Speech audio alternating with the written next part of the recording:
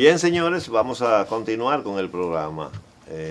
Están aquí en el set tanto el invitado como el director técnico de este programa agropecuario. Así que vamos a dejarlo en manos del ingeniero, veterinario, doctor, agrónomo. Son muchísimos títulos que entonces tomaríamos el tiempo del programa para narrarlo y las especialidades. Lidio Martínez Cairo, para que nos presente a su invitado y se inicie con la entrevista de hoy. Buenos días.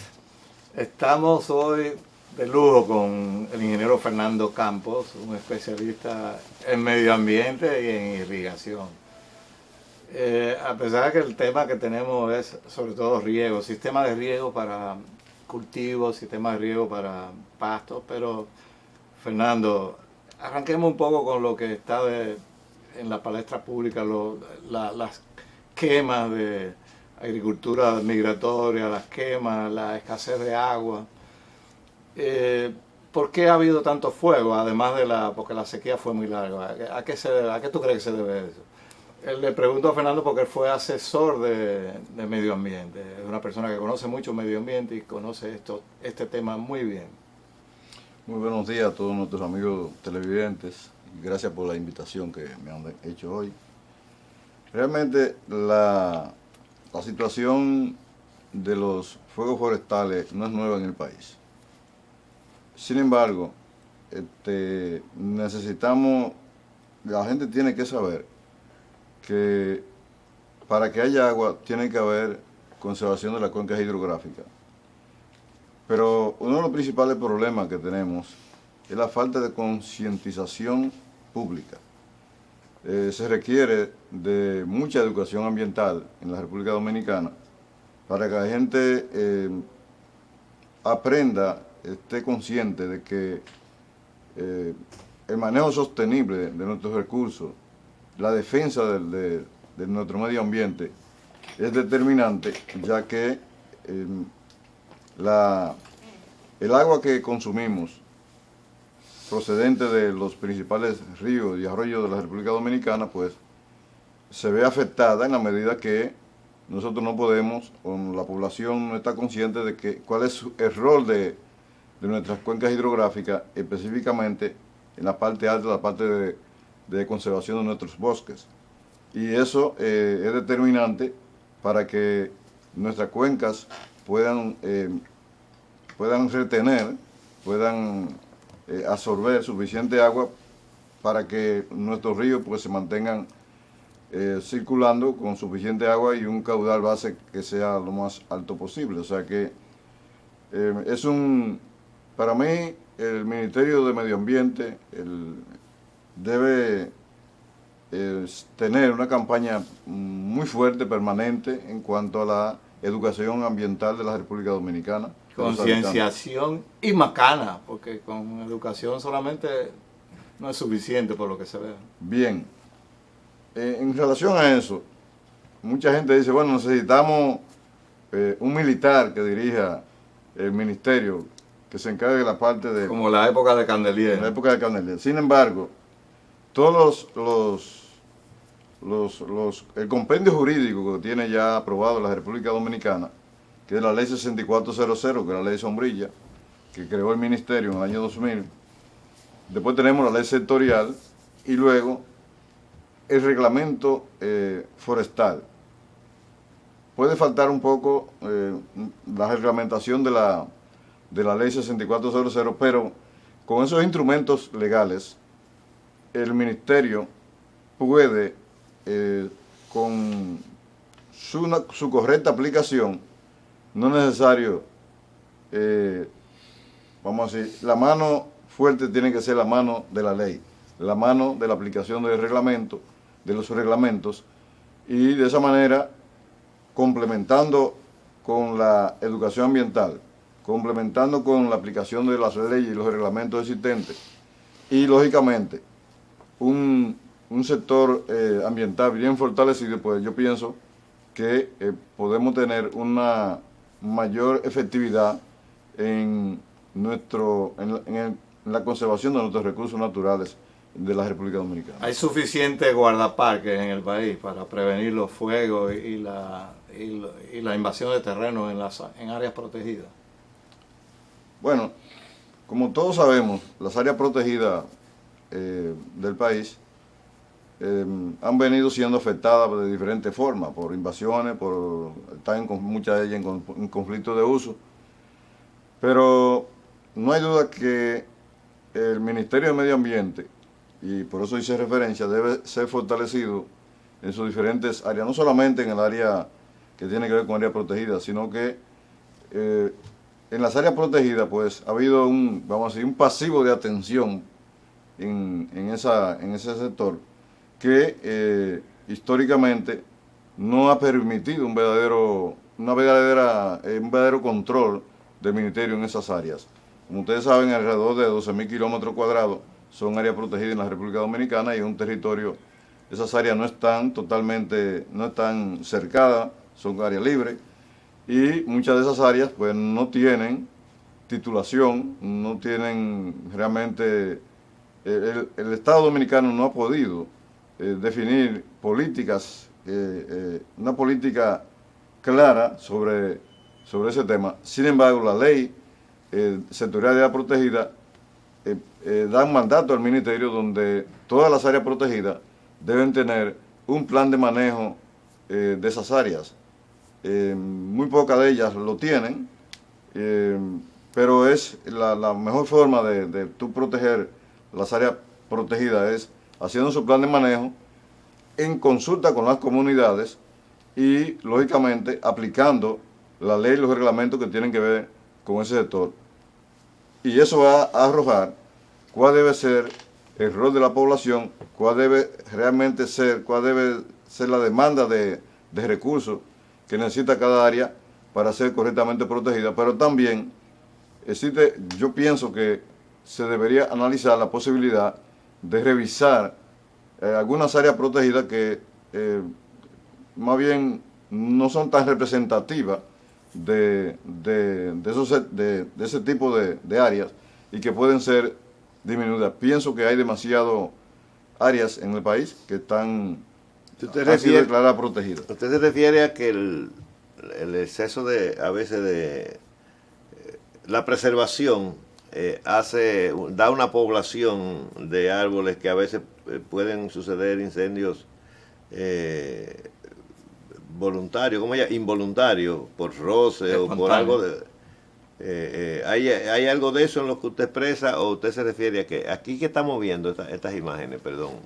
Mira, Fernando, yo había pedido que nos pusieran la quema en los haitises, quemas ilegales, porque eso es área protegida, es un parque nacional. Y eso es viejísimo, que vienen quemando, haciendo tumbas, y hay hasta gente que vive por ahí. Pero eso tiene que ver con dos cosas posiblemente, la falta de vigilancia y la falta de aplicación de la ley, porque ahí no debe haber nadie, menos tumbando y quemando. Eso es viejo, esa práctica, esos son videos recientes. ¿Qué lugar es eso? Los haitises. Pero está por qué área, porque por ejemplo... Los haitises, todo lo que haya protegida, donde quiera que estén los haitises, está prohibido quemar, tumbar y quemar y que haya gente haciendo conuco. Está bien, pero yo conocí una zona que se llamaba Pilancón. Sí, pero por ya ahí, está afuera. Ya está fuera del área protegida. Pilancón es un área urbana. Agrícola. Sí. Bueno, agrícola y Me ganadera. refiero por eso, porque él era una persona que llevaba mucho... en Moca había muchos embarques, le decían en ese tiempo, sino gente que preparaba furgones para la diáspora dominicana y latina, de cubana, a Nueva York y a Miami. Y era de allá que llevaban los camiones de Yautía, de esa zona. Sí, pero lo que está declarado zona protegida y en cuanto nacional ya no debe haber conuco. Y retomándole el tema que él hablaba con respecto al área de las áreas protegidas, el sentido común me dice que no será nunca tan fácil cuando la sociedad que está cerca de esas áreas quiera hacer un daño, controlarlo, porque me parece que la Fuerza Armada ni nadie, cuando haya una actitud negativa en contra de los bosques, y por eso él hablaba ahorita de la cercanía también con la ruralidad que vive ahí, o sea, cuando la gente técnicos como él hablan del tema de darle participación a los comunitarios que viven ahí, es buscando que ellos se conviertan en sus propios vigilantes y en sus propios explotadores racionales del bosque, porque aquí no hay nada, en ningún país hay la cantidad de gente suficiente, de soldados, de guardianes, como para evitar 100%, si hubiera una actitud, como por ejemplo cuando a veces cambia una era de Trujillo, después la era de Balaguer, la era del PLD, y hay una cantidad de gente disgustada en el área porque tenían sus botellitas y sus cosas y los desvinculan. Entonces a veces para despuntar el vicio salen a tirar a provocar algunos incendios. Pero también si se descuidan las autoridades, después que se quemó el área, la siembran. No, eso que vimos ahí ya fue una tumba. Ahí es un conuco, como van a hacer una finca. Es un conuco, sí. Exacto, ese es uno de las partes, ¿verdad? Sí, en torno a ese tema, hay en el ministerio establecimos un plan estratégico sobre ese tema. O sea que hay manuales ya publicados que permiten la quema controlada. O sea, hay que concientizar a los usuarios de esas áreas que nacieron ahí, muchos de ellos, pero también hay que establecer, hay que educarlo para que la realidad es que esa gente, vamos a decir, tiene que buscar un medio de subsistencia. Y como medio de subsistencia, pues muchas veces, pues, preparan la tierra en el periodo seco para no gastar en mano de obra para chapeo, nada de eso, y después vienen y siembran. Ahora bien, si como parte del proceso se capacitan y se mantiene una cercanía, por ejemplo, donde hay planes de reforestación, donde el ministerio ha podido establecer una serie de actividades, pues los fuegos se disminuyen porque hay una redistribución del ingreso. Sin embargo, también es cierto que en un área protegida, por eso hablaba ahorita del plan de manejo, la población debe tratar de identificarse con un parque y como todo es una compensación, un equilibrio, la población que está aledaña al parque o que nació en un parque determinado, pues debe ser tratada con una política tal que ellos entiendan que pueden convivir con el bosque porque también reciben beneficios. Muchos de ellos pueden ser dedicados a guías turísticos, otros se les puede hacer un incentivo para que permanezcan en el área, pero bajo determinados controles. Y no permitir, por ejemplo, áreas, gente que entren de nuevo. Por eso yo hacía referencia ahorita que es necesario hacer los planes de manejo de cada una de esas áreas protegidas, donde se traza la política que se debe seguir con la finalidad de proteger involucrar a las comunidades también para que protejan dichas áreas. Pero realmente es un trabajo muy arduo, se necesita mucha inversión y sobre todo la concientización pública, porque eso no tiene verja, eso no tiene nadie, por más vigilante que tú tengas, si tú no tienes no hay forma física no hay forma física, el turista que va a visitar una área protegida, si está fumando, por ejemplo, y estamos en un periodo seco, ¿qué va a pasar? Si él no está consciente o si no se toma la medida del lugar para que él no haga una fogata o no tire una colilla de cigarrillo, lógicamente sí, así es. Tú vas a tener un fuego difícil de controlar. O sea que esa es una realidad que tenemos no solamente en la República Dominicana, en otros países. Yo he participado, una vez estuve en Perú, en un evento mundial sobre manejo de cuencas, y uno de los temas fue el manejo de las áreas protegidas, donde se consideraba en ese evento, se consideraba que los habitantes que eran nativos de ahí formaban parte del ecosistema y que como tal había que manejar esas personas. Por ejemplo, tú tienes... Es complejo el asunto. Es un asunto complejo. Por ejemplo, tú tienes en la República Dominicana que la mayor parte de las áreas no tienen... O sea, usted declaró un área protegida, pero eso tenía dueño. Entonces el dueño dice, bueno, ¿y cómo yo, si me quitaron mi tierra, el Estado no me paga, qué yo hago? Y por esa razón, una de las razones donde hay Sí. conflicto de uso de las áreas protegidas es esa, la falta de una política real que minimice la participación del Estado dominicano en cuanto a que debe contribuir a la concientización pública, a la integración de esa gente para minimizar la inversión en la conservación de nuestras áreas protegidas. Por eso se usa mucho el comanejo, de tal forma que la persona o la entidad que forma parte de ese comanejo, pues es corresponsable de manejo de esa área protegida y por lo tanto el Estado Dominicano invertiría menos en la conservación de esas áreas. Ya algunas áreas que han sido... ¿Cuál es la diferencia entre el Parque Nacional y área protegida en cuanto a la posibilidad de explotación de árboles que produzcan algo, madera o frutales, y la no posibilidad de tocarlo para nada? ¿Cuál es la diferencia que hay entre los dos? Bien. Y luego le tengo otra pregunta. En el Sistema Nacional de Área Protegida tenemos 6 categorías. Entonces la categoría máxima es el Parque Nacional. Hay algunas áreas que son declaradas como reservas forestales, que son zonas protegidas, pero que toleran cierto manejo. Dentro de un área protegida pues tenemos zonas que son dedicadas exclusivamente para investigación, zonas que no se deben tocar, que están en cuencas de ríos o que son áreas intocables, vamos a decirlo así, pero precisamente por eso que hago referencia a la implementación del plan de manejo, porque en el plan de manejo cada área protegida, cada ecosistema o subsistema de cada área protegida, pues se define cuál debe ser el uso final. Usted puede tener un área de investigación, un área de visitación solamente, un área totalmente que no se debe tocar. Ni entrar.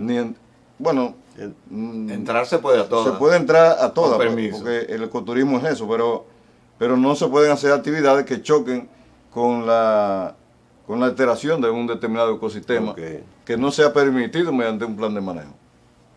Y las zonas principalmente donde se puede, hay zonas donde tú dices, yo quiero plantar estas semillas de aguacate aquí, o estas 1000 semillas de aguacate aquí, para que produzcan. Hay zonas que no se puede hacer eso. Hay zonas que no se puede hacer eso porque Vienen las desde el consecuencias. punto de vista hidrológico y desde el punto de vista de que no son endémicas o nativas o de ese parque nacional o de esa área protegida, usted no la debe cultivar, pero el cultivo del aguacate, que es muy popular, que deja mucho Digo dinero, el aguacate por decir o algo. cualquier otro frutal, Fue buen ejemplo porque parece que en áreas protegidas sembraron aguacate.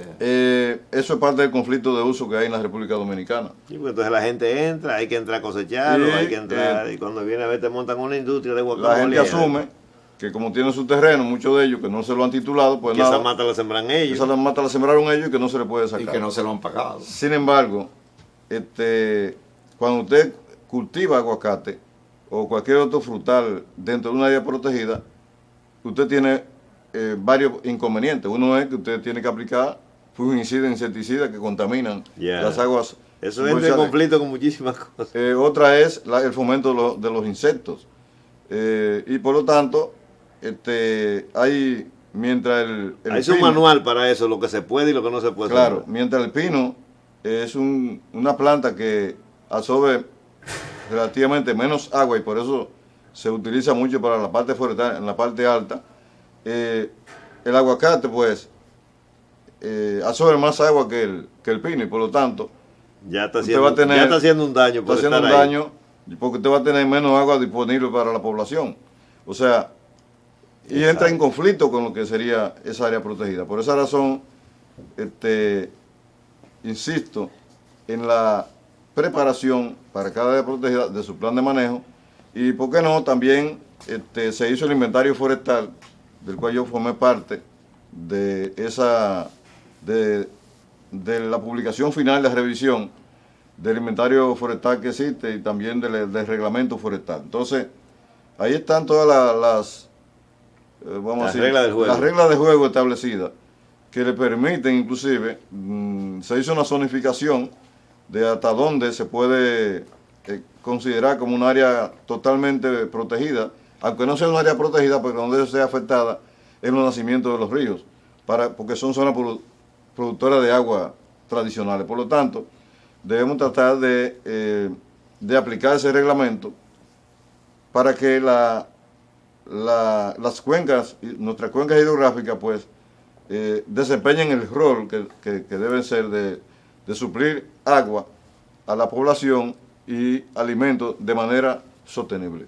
Bien, tenemos que hacer una pausa, pero cuando regresemos nos gustaría que usted nos amplíe algo con respecto a cómo está la capa boscosa nacional y cómo ha estado en los últimos años, cómo se ha comportado la naturaleza, que es la principal sostenedora de eso, porque usted también nos puede explicar algo de esa teoría. Los bosques, dejarlo tranquilo es lo mejor y no andar persiguiendo gente. A veces resulta peor.